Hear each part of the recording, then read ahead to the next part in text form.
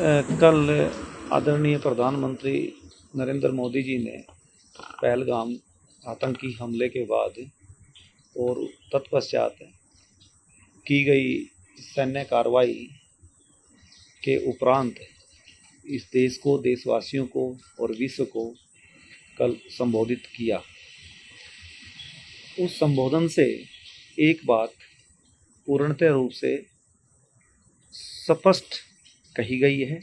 और विश्व को और आतंकवाद को पनाह देने वाले, जहाँ पर आतंक की जड़ें हैं, मैं स्पष्ट पाकिस्तान को एक संदेश दिया है और उसमें चेताया भी गया है कि जो ये बर्बरतापूर्ण विभत्स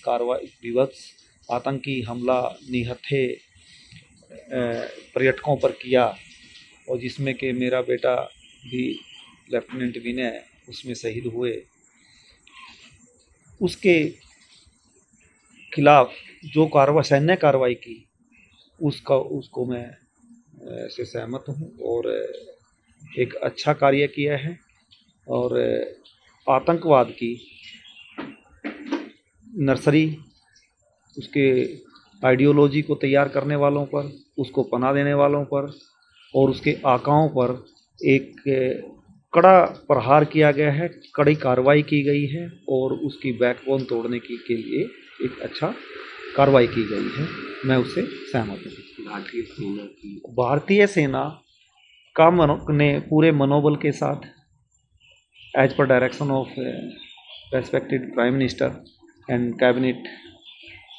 उन्होंने जो कार्रवाई की है और वो मनोबल से काम कर पाए, वो तभी कर पाए कि उनको हमारी सरकार ने पूर्णतः रूप से उनको छूट दी कार्रवाई करने की, तभी ये सब पॉसिबल हो पाया। और जैसा कि मैंने न्यूज़पेपर्स में पढ़ा, मेरे पास सोशल मीडिया तो नहीं है, और टीवी वगैरह पे देखा कि किस तरह से हमने उनके कई सैन्य ठिकानों पर भी, जो कि जिस पर वो बहुत ही घमंड करते थे, उनको भी हानि पहुंचाई गई है। और तत्पश्चात इस बारे में मैं कुछ और चीज़ें ऐड करना चाहूँगा। इस पहलगाम आतंकी हमले में हम 26 परिवारों का मेरे समेत व्यक्तिगत हानि ऐसी हुई है कि इसकी क्षतिपूर्ति नहीं हो सकती, कभी नहीं हो सकती। परंतु इस तरह की निर्लजता से जो और निर्ममता से और कायरों की तरह पीठ से और निहत्थे लोगों पर जो वार करने का और उन पे हमला करके उनकी हत्या करने का जो हिमाकत उन्होंने की है, तो इस कार्रवाई के उपरांत पाकिस्तान को समझ लेना चाहिए कि अब उसके लिए कोई चेतावनी नहीं है। अब सिर्फ जो डेफिनेशन चेंज की है कि any act of war will be treated tantamount to war. तो